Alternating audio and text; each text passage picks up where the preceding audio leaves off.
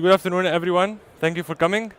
I'm Hamad Mahrous, and I've been working at Odoo as a software developer for 2 years. And I'm accompanied by Florent Dalloz. He's the brains of the project, and he's going to be available for the Q&A session. Please take the time to scan the QR code so you can ask your questions, and there is going to be 5 minutes of Q&A at the end. So I will give you a few seconds to scan the QR.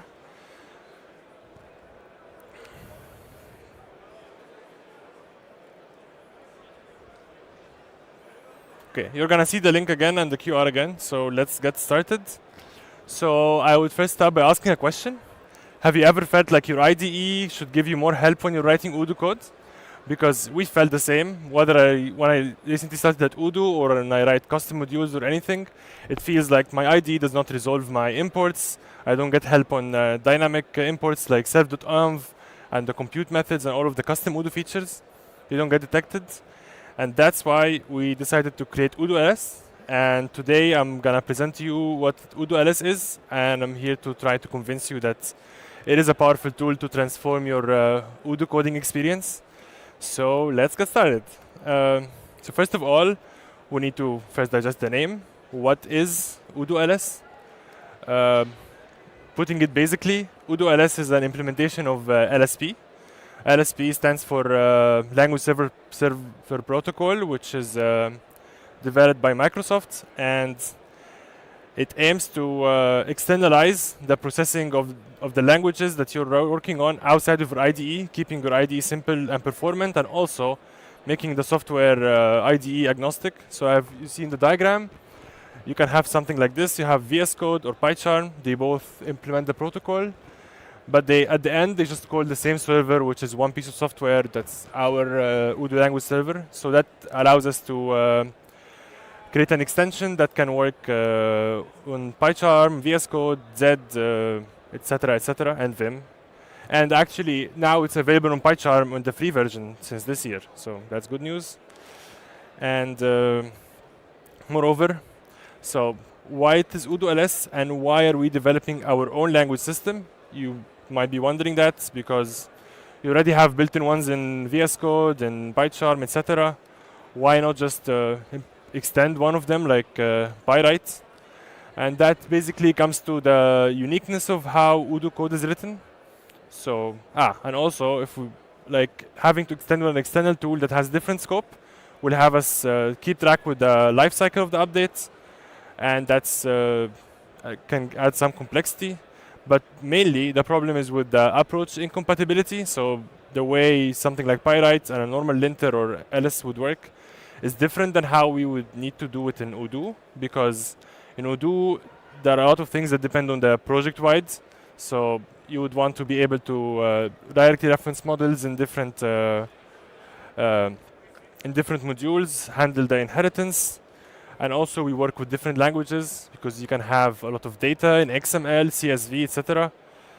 And yeah, all the Odoo differences like manifests, the dynamic imports with with the environment object, Odoo inheritance that's a little bit different, Python inheritance, and all of that we not expect to be detected normally by a language server, and that's why we have to create our own. We can look at a very simple example. So something as simple as that would work simply in like Pyrite. So we have a class, we call the class, we call the methods. But then something like that is very common in Odoo. You see you have a model name that could be in a totally different file, and you have like field names, and the field names are strings, the model names are strings, so you cannot really expect your normal language server without having a global view to be able to resolve all of those. And that's why we are building our own. We can talk briefly about what technologies we're using. So first of all, we were trying to do a proof of concept. So we did that part in Python, but we had some problems with the performances. And that's why we decided to go with Rust. And while we were checking, we wanted to have a language that already had a built-in Python parser. So we're using Rust. First we started with the Rust Python parser. And then Rust already came out with their own parser, which was more performant, so we moved on to that. And moving forward, let's talk about the main point. What can OdooLS do? First, we will try to first explain how it works in a very global scale. So we first have to build the internal database. So we get some input from the user through the config, where is your Odoo installation, where is your add-ons, and we build some internal representation of the database. So that includes the framework modules, your custom modules, their dependencies. We also handle the Odoo inheritance, your data. So we also keep track of all your XML IDs and XML and CSV, so you can, when you reference them in the code, they are recognized. Once we did the internal database building, we give you some diagnostics, so you can see a lot of errors and warnings, which are usually things that are more complex, like using a module that doesn't exist or implementing a model that's not in your dependencies. We help you catch that easily before you start running in the application and having some trouble there. And then once we have the representation, you got all the diagnostics, that's when we start responding to requests. So as a language server, we can respond to lifecycle messages. So think CRUD or create, update, and rename. So we handle all the updates in the files, blah, blah, blah. And then mainly what the user actually uses day to day is the normal features that you would get from a language server. So hover, gotodefinition, autocompletion, such that it speeds up your coding development time. And we also work in files and folders that are not under Odoo. So you don't have to only use it for Odoo because it's still a language server, it's still a linter, so it can work with normal Python codes. And now we can move and talk a little bit about our configuration. We first started with a configuration that was just in VS Code with a UI, but then we had a lot of feedback that we should make it a little bit universal. So we created a shareable TOML and IDE dependent format for your config, so you can do very simple workloads or very complex stuff. We have like hierarchical configurations such that you can create a lot of profiles, you can inherit it through them, you can create different files on your file system, and depending on the hierarchy of your projects, you can reuse all of your configuration, which we will show a little bit in the presentation, but you could also check out the wiki, which has a lot of valuable information for that. And actually, you don't really have to make a config. If you open your workspace on your Odoo folder and have like your add-ons open, it's just gonna work out of the box, so you don't have to write a config if you really don't need to.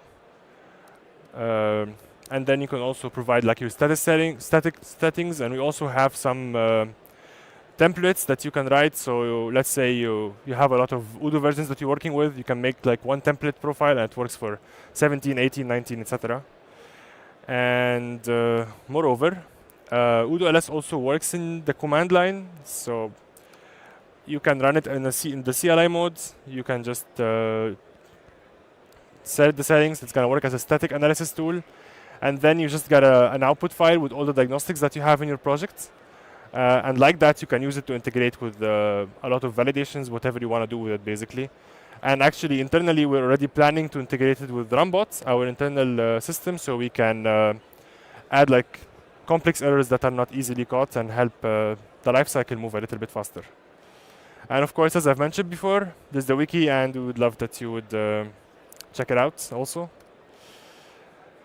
And then we can move on to the demo. So, well,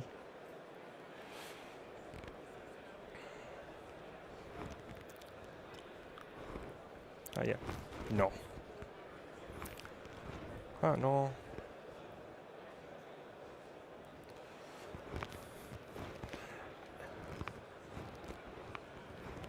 Okay. So first we will look at a simple file. So this is just demo code, just about bikes or whatever. But you can first look that all your imports are resolved, even though it could be it's a different path than Odoo. You get that. We recognize the fields. We also recognize the inheritance. So this is another model that we created for the demo. You can control click, it goes to the model. And you can also hover, you get some information and where it's inherited in. And also, if you have a compute file, also with the relation fields, you can navigate to the model that you're inheriting from. So this is the menu to one field, and you can hover or control click, and it tells you where the model is. Here is in the same file, but it works the same even if it's in another file, another module. And sometimes you have a compute function that's in multiple files. You can also have a hover, autocompletion, all of that, which can come in very handy. Okay. Dependencies, you also get like a lot of hover functionalities. You get the gotodefinition. So this really helps you with all of the string things you can have in Odoo, which are work dynamically as if they're parts of the code. We handle the record sets, we recognize that, all the fields, the functions, they are really navigable and also autocompletable. So if you try to autocomplete, you get all the functions, all the members that you have. And also serve.env works, which we know is very nice to have.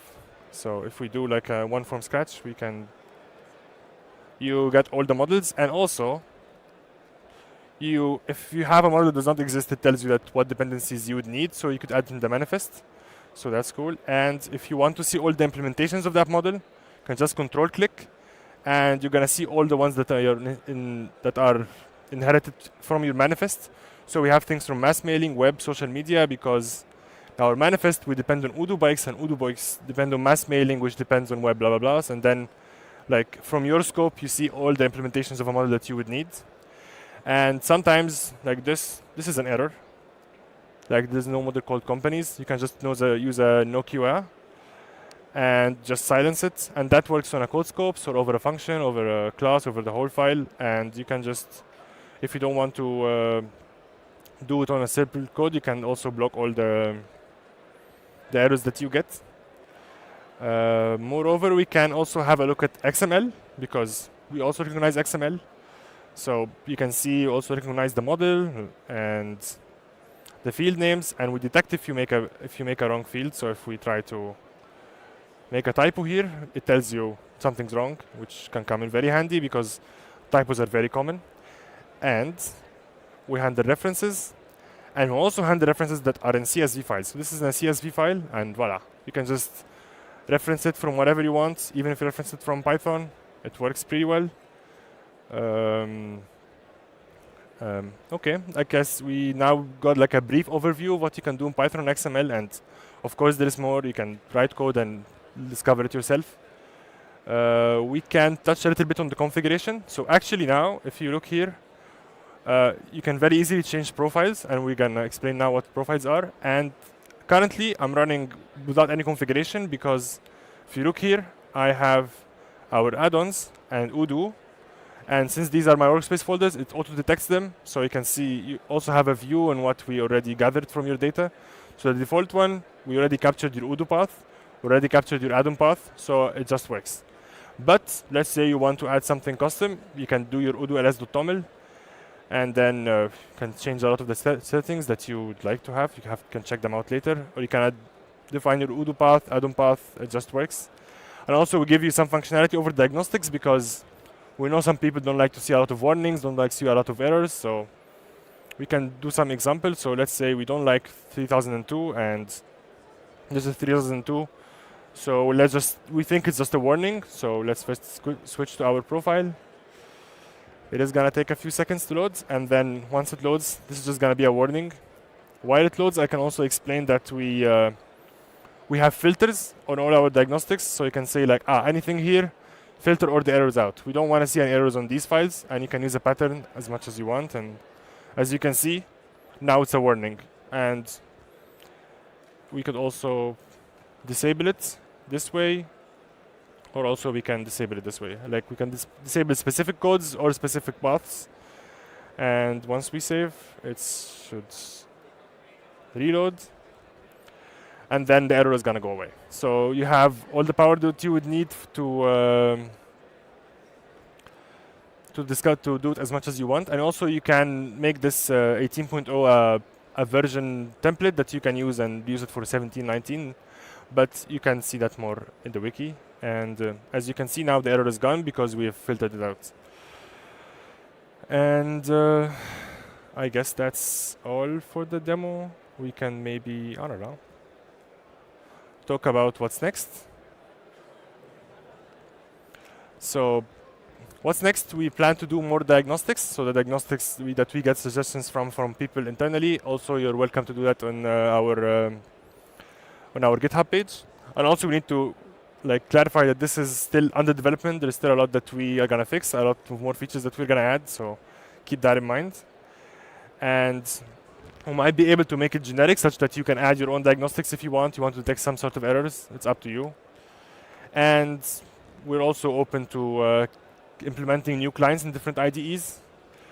So we're open to suggestions. Just create an issue and we'll look into it. And right now we don't have that many JavaScript features, but it is planned that we will add that sometime soon.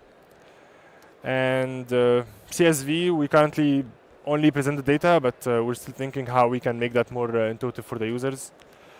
And very importantly, performance improvements. We intend to make it faster, take less memory so that it's as easy as possible, and you could also containerize it, run it in a small platform if you want. So, yeah. And now we can move on to the questions, if you have any questions. And you also have some relevant links that you can look at. Yeah. And Florian, he's gonna take the questions, and he's the brains of the project. So shoot all your questions. All right. Thank you. Huh? Oh. What do? I just unplug it?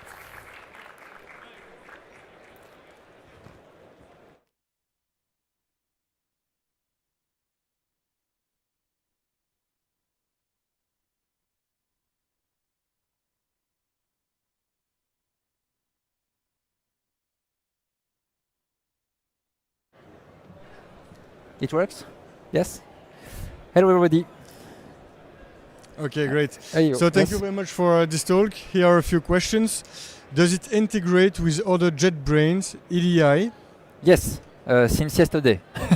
we worked on the plugin recently, and it's published since yesterday on the JetBrains marketplace, indeed. Okay, thank you. Yes. And does it support JavaScript? Not right now. We focused on the Python and data files, so XML and CSV. But we plan to see what we can do with the JavaScript later, indeed. Okay.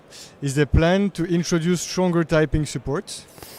That's a good question. But actually, we will stay on what Odoo is doing, and we try to develop OdooLS next to Odoo, but without necessarily modify Odoo itself. So we let the framework ORM and Python do their stuff, and we adapt the tool version by version to what they're doing. So the best is to ask to the framework Python team. Okay. And is it AI support? Is it AI powered? No, not at all. We don't use AI, and we don't want to. If you want an AI powered tool, you can take Copilot or ChatGPT or everything you want. But we want a static tool that uses the code itself and it is accurate. We don't want to use any engine to do that. No. Okay. To what extent is the language server harmed by the lack of type in Odoo, Python and JS?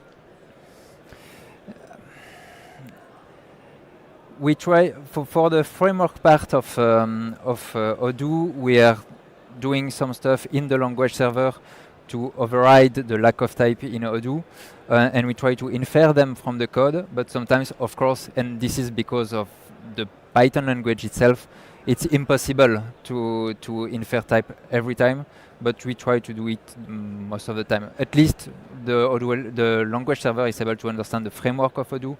So if you are typing your code, it should work correctly. And even if you don't type, we try to infer what is written, yes. Great. Does it support OL? Not now. It's like the JavaScript, not for now, but maybe later. Okay. We will see what we can do. Okay. Someone asked, my EDI Emacs does not seem to be supported. Is there a non-EDI specific setup documentation? Not a non-EDI specific setup, but we have all the documentation on how to integrate the LSP in an IDE. So if we are following the protocol entirely, but we have some routes, 4 on 5 routes that you can use to get better integration in your tool. So you can check on our wiki on how to implement, but for the rest, it's a normal Microsoft protocol. So if you follow the documentation of Microsoft, it should work. But anyway, if you think that your ID should be interesting to have a plugin for, don't hesitate to open and for anything an issue on our GitHub, and we will see. We are doing the tool for you, so if you need something, don't hesitate to ask, and we will see what you can do. We already added VS Code, PyCharm, and JetBrains ID, and Z actually like for editors, and NeoVim, sorry. But we can do others if needed. So yes, okay. Don't hesitate to open an issue. Great. Does autocompletion work for enterprise application? Yes. Yes, and any add-on you would want to add. Would you just have to provide the community path in your configuration if you don't open it in VS Code or your read ID? And you can put in the configuration all add-on paths you want, and it will work, and will parse the code. And yes, it will work. Okay. How does that LS handle our data regarding confidential code or data that or data for companies we developed for? Yes, the language server is purely local, so we don't touch your data. The only exception to that is the crash report. If you want to report a crash of OdooLS to Odoo, then we are sending the current file. But it's showed on the crash report view that you are sending some data. That is not anonymized because we need some information to understand the crash. But if you don't send your crash report, it's purely local, so you don't. There is no sharing of confidential code or anything. Okay. Would it be possible to use it for file templates too, maybe through CLI comments? I don't know what you mean by file template.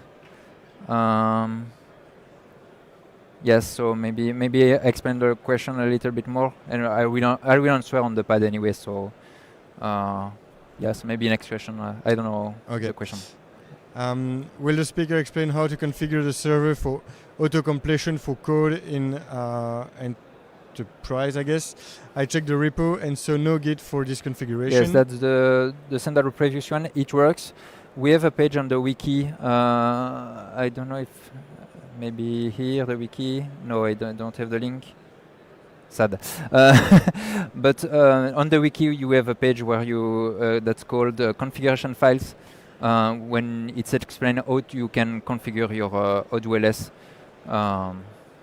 depending on your habit in programmation. Okay.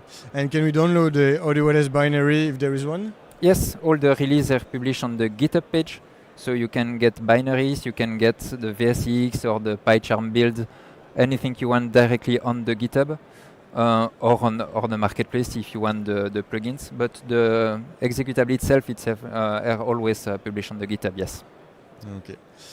Can I use it with a regular LSP client, or do we need the OdooLS plugin? What's blocking using the standard LSP then? Yes, the OdooLS plugin is adding some quality of life, I would say. You have a profile selector, you have the crash report. What do we have else? Not much. The OdooLS plugin is really small, but you could use a standard LSP client. It could work. It's just that you will miss one or two features that is easier for you to configure to help you to configure your OdooLS. You have configuration view that help you to see the whole configuration you have, especially if you have multiple configuration files that are merging together in one big profile. If you use a lot of different projects, we have some pages where you can see the merge of all these configurations. So it's quality of life mainly, but the tool is usable as a classical LSP client, yes, server. Okay. And is the LS available on Linux, Mac and Windows? And is it open source? It is open source. The GitHub is... you have a lot of different GitHub. You have each GitHub for each plugin, Z, NeoVim, PyCharm, and you have Odoo-LS for the... Oh, it's here. So it is indeed open source. And it's available on Linux, Mac, Windows, and on Arch64 and IRM2 for 3 of them, and compiled on Muzzle 2. Okay. So there is 8 releases in it. Great. And I think we have the time just for one more question. Okay. What is the advantage of using this LS compared to the paid Odoo PyCharm plugin from OdooEDI.com? I didn't use it really, but I think that yes, the PyCharm plugin from Odoo ID is a nice one. It's older than us, so I think their work is more advanced than us, but it's not done by Odoo and not open source. So it's up to you to trust what you install in your computer. A VS Code extension, especially, is a total access on your computer, so it's a trust question.